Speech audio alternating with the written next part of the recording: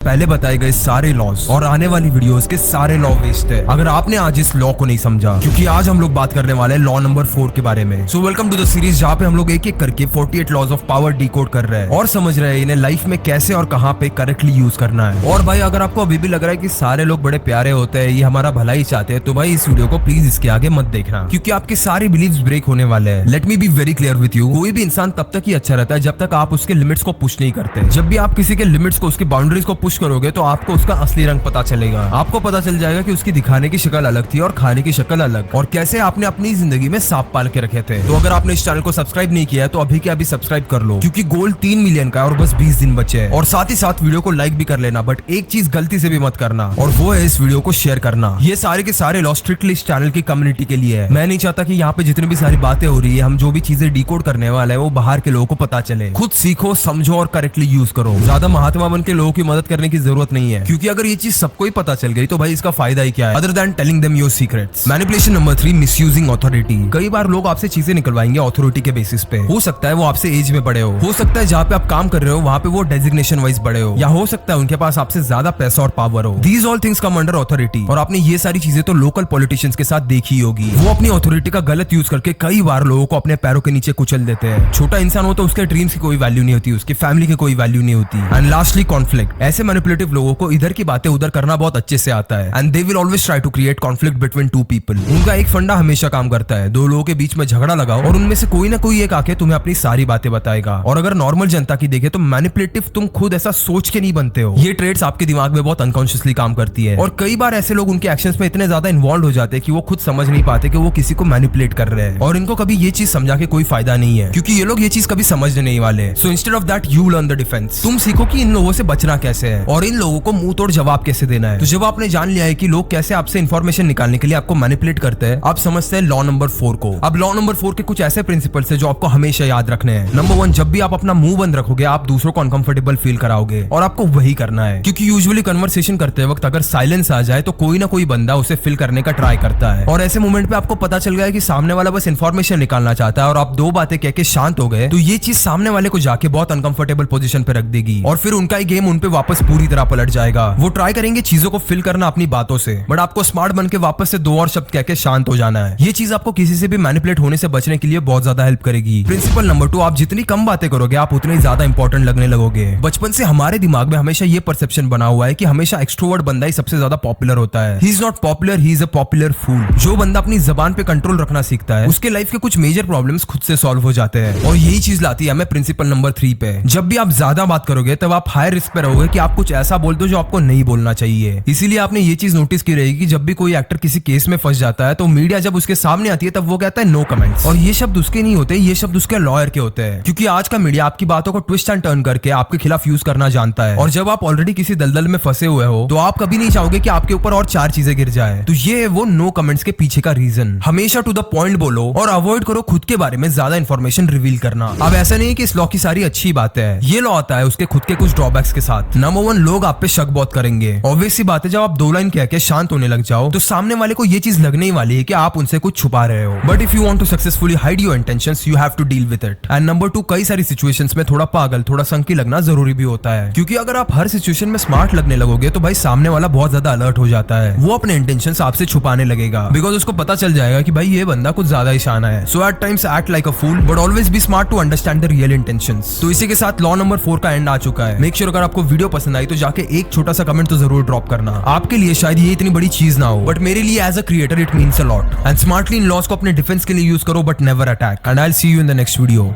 तब तक के लिए कीप इंस्पायरिंग।